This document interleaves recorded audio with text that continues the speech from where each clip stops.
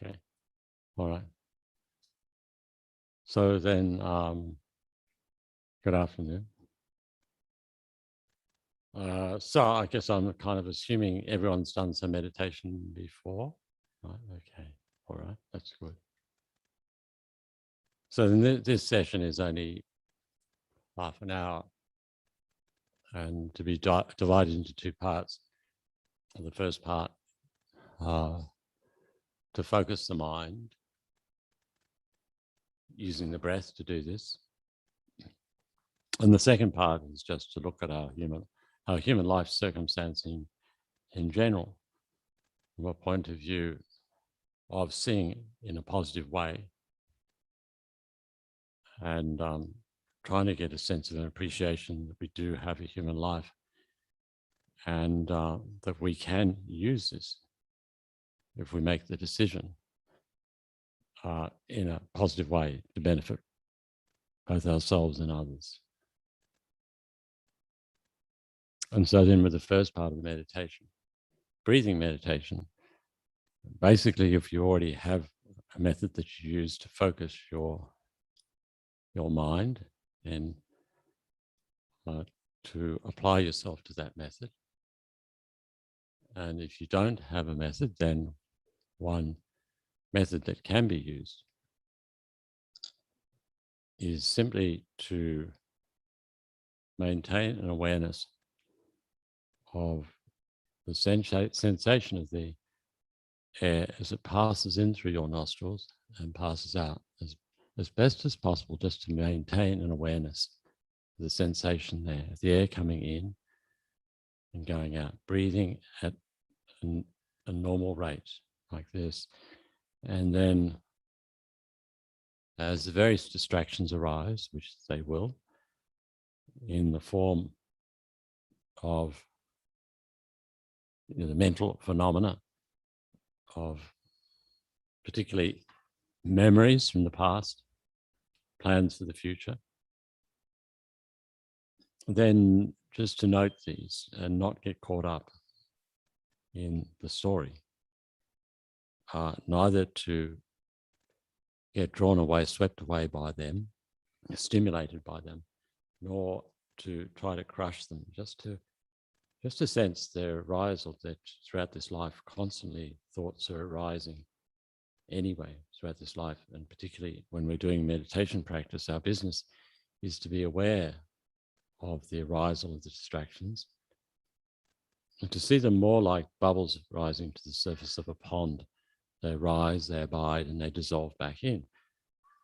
Just to note their arisal, be aware of their arisal without getting caught up in the story.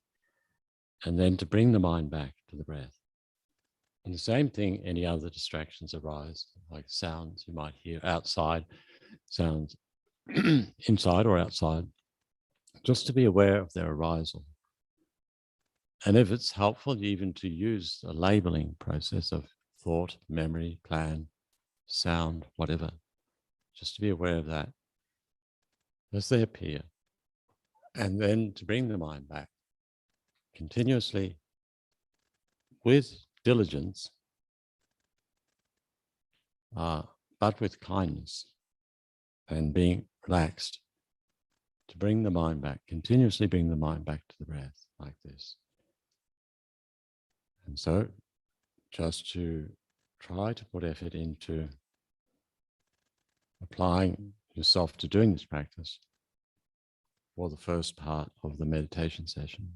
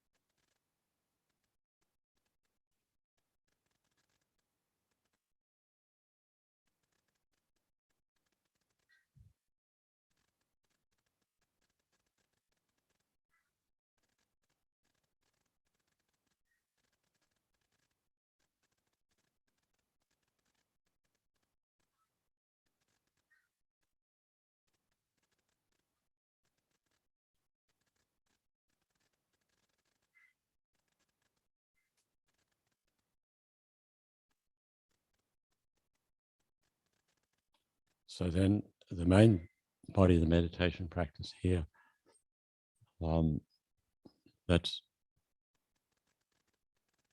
although we as human beings have, we could say, a highly developed intelligence, very often that intelligence is used to cause harm to others. And you look at, history of this earth, all the wars that humans have been responsible for, and all the killing that's taken place by human beings. Then killing not only humans, but animals. And for instance, in the last 2 world wars, millions of horses were used and many of them died, being of service to human beings. And then sometimes people may even treat animals with a lack of respect. Stupid or dumb animal. And yet, we as humans, with the intelligence we have, really don't have an excuse with that intelligence to cause harm in the way that we as humans often do, killing, and then also the environmental problems that we create. Animals cause so few problems in relation to this. Many human beings live on the basis of killing animals. Animals are often seen to be there for the purpose they're given for humans to use and misuse. And yet at the same time, if an animal kills a human, there's a huge outrage.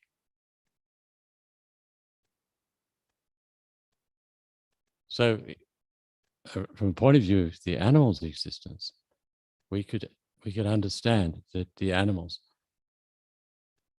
there's a reason, a justification for them if they're involved in killing, because they don't have so much intelligence as human beings. And yet, even though lacking intelligence, very often live their lives in a more noble way than human beings. And so, if we're walking around somewhere, this area, wherever we come across a paddock, on the other side of that paddock, there's a horse. And the horse happens to come over to us, puts its head over the fence, he or she like that.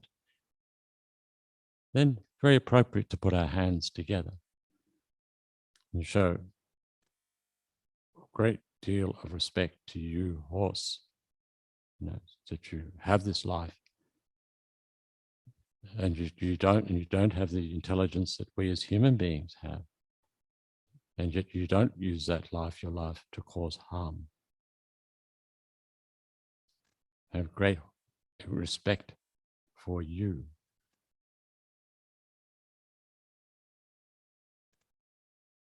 So it's important to have respect for animals. But nevertheless, if we as humans decide that we want to use this life in a noble way, in a beneficial way to others, we do in fact have the intelligence to apply ourselves to understandings, to philosophical views, to meditational practices, to methods which can help us bring about change to our heart and mind. And there are these systems existing in the world. And so particularly us here in this country, this particular country, we are free of certain levels of difficulty that would make it very difficult to be able to really engage in practices which lead to inner change. In some places, as we've seen in Afghanistan, under the oppression of the Taliban, then for the people living there, so much anxiety and fear, so much restriction in what they can do.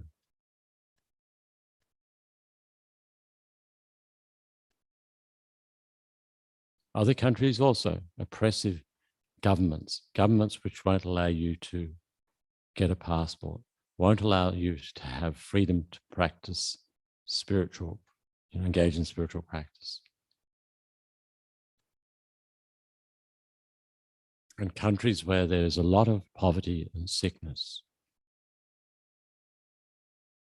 So we're fortunate in being free from those unsatisfactory situations, which would make it very difficult to apply ourselves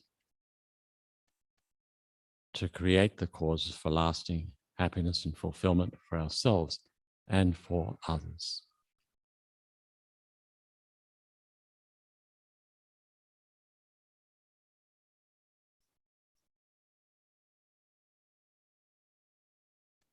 Then on the other hand, it's like even to come here, to come to a meditation session, shows that there's a quality of mind in which there's a recognition of the importance of internal development in order to bring peace and meaning to the life. Many people throughout the whole life will never come to anything like that. Always believing the source of happiness, the source of problems comes from outside.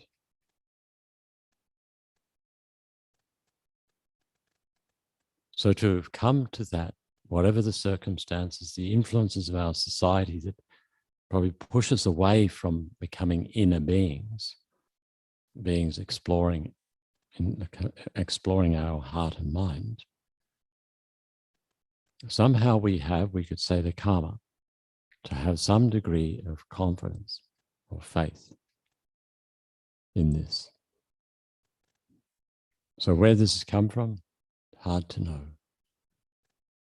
But we're able to discern, to recognize that. We're blessed.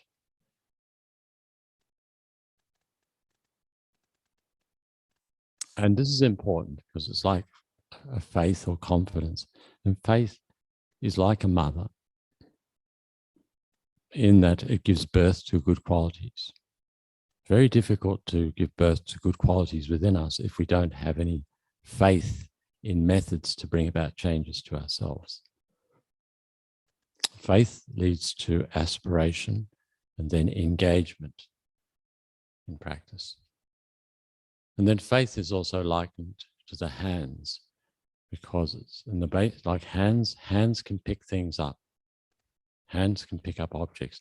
So faith is like the hands that allow us to pick up good qualities. And faith is likened to the legs. Legs allow us to travel. And so with faith, then we can engage in, move within the spiritual path.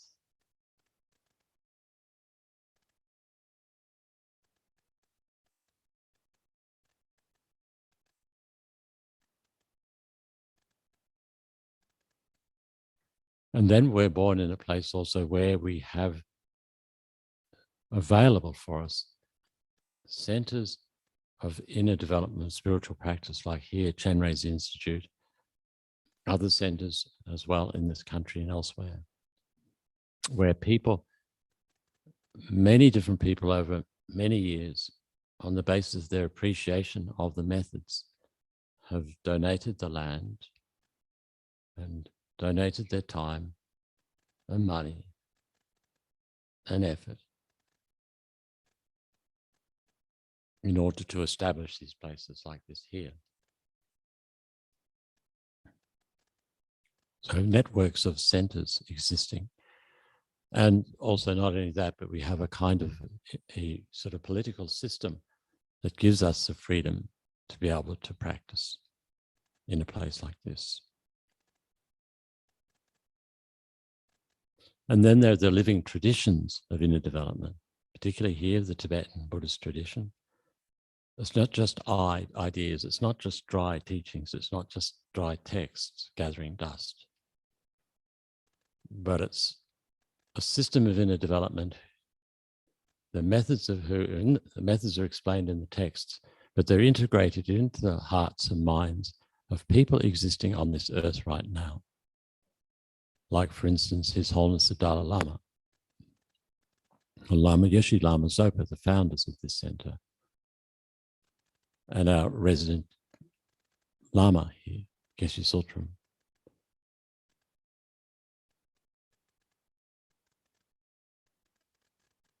And so in a sense, the inspiration for this place has come from the inspiration from Lama Yeshe and Lama Zopa, who in turn have been inspired by His Holiness the Dalai Lama. His Holiness the Dalai Lama has been here, has blessed this place. And who else on the earth is there anyone more of an embodiment of kindness and wisdom? So we have the good fortune to connect in here, in this way, and thereby be able to use our life in the best possible way.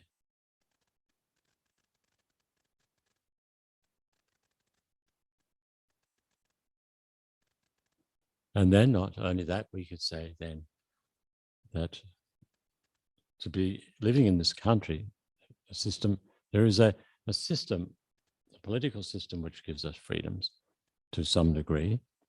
And then there's a social security system existing, which includes the pensions, and for a period of time, JobKeeper. And then a medical system, a healthcare system is available for us.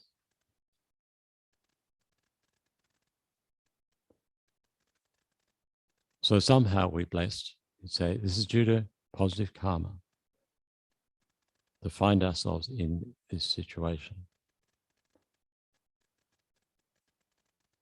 And so with those circumstances, then we can make use of this life with our blessed good fortune to use this life from moment to moment in a positive way. This means every single interaction we have with another person, we can turn into something beneficial. So it offers us the opportunity to say kind words to another, to act with generosity with others. There's generosity not just giving material things, generosity of love, generosity of giving protection, generosity of giving spiritual support.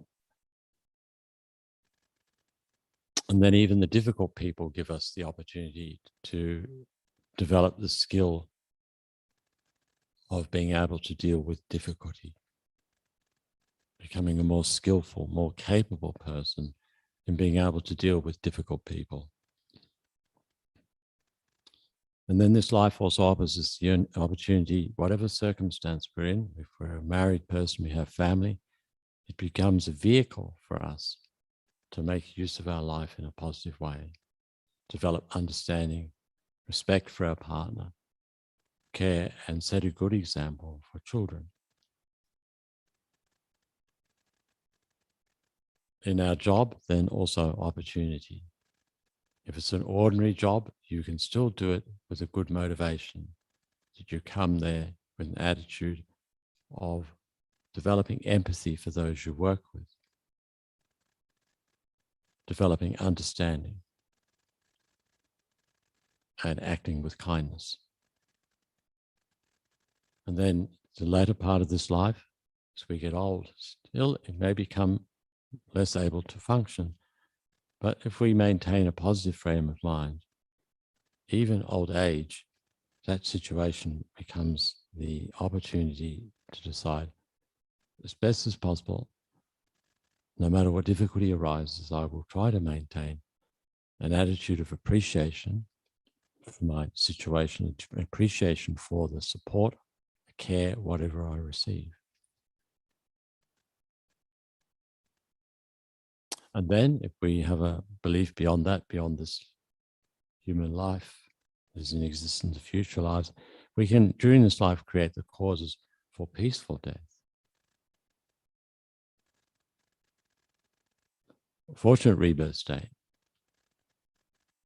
And also be creating the causes for towards the achieving the objective of one's own liberation or enlightenment.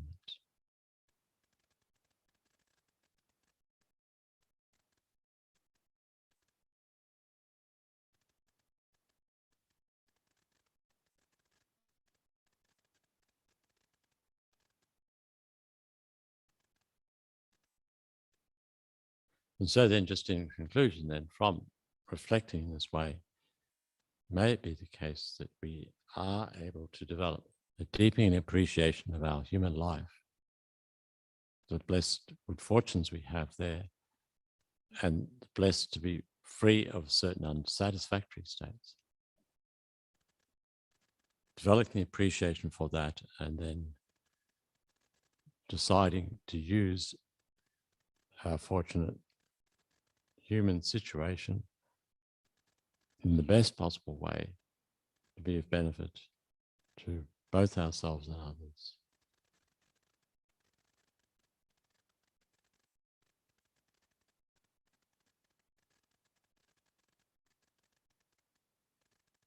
Okay, so thank you.